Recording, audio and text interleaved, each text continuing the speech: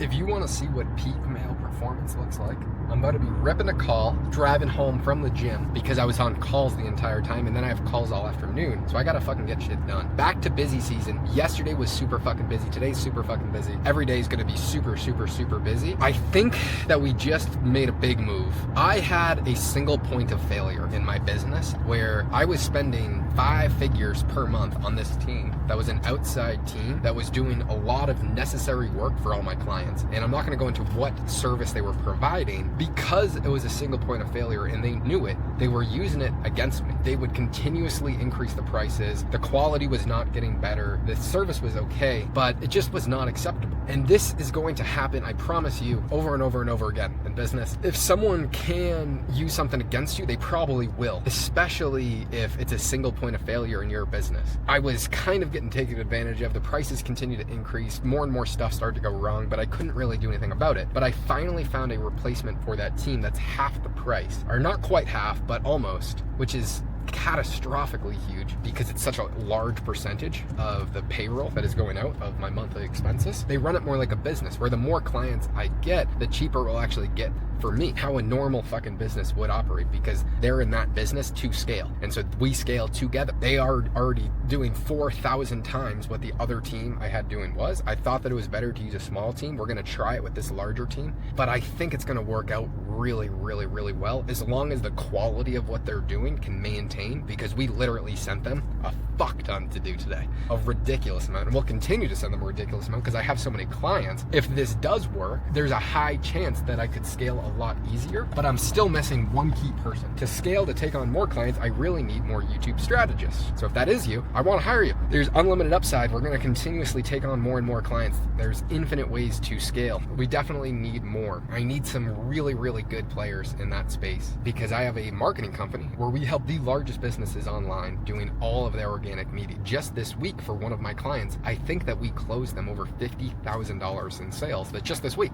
And we're trying to actually exponentially increase that because we're doing all the organic media and then 100% of the back-end conversions. And now with AI and AI outreach and starting to increase the conversion rates of the current views that we're getting across all the clients and adding a lot of new strategies and new tactics, I think we're going to be able to make a substantially higher income for every single client and produce more revenue for them, which is obviously going to allow us to get more clients, but also just make more per client. I'm really excited about that. There's a lot going right, a lot going wrong, but I think overall we're moving in the right direction. Next Friday, we're actually moving into a house in Medellin, Colombia, where I usually spend my summers with a few key players from the team, Jan, Moses, PJ, and then one of our best buddies, Cade, is gonna come out there. So we're gonna be doing some awesome stuff. We're gonna really just keep the head down, work really, really hard for the summer, hopefully scale. If these 2 clients that we just took on are onboarded and are really jamming out, I'd say mid next week, I'm gonna start to try and get us more clients. I would get us as many clients as we can possibly handle. And the next role that I really need to hire for is one going to be DM setters, but I think we kind of have that one handled. Other one is YouTube strategists. That's actually the biggest pain point. I need more of those people really badly that are really, really skilled. If you have a lot of experience, I really want to hire you. And hopefully this week I have time to focus on the sponsorship company. It's really not going too well. It's completely plateaued since I've stopped doing stuff for it. There's hundreds and hundreds and hundreds of thousands of dollars on the table right now that needs to get closed. It takes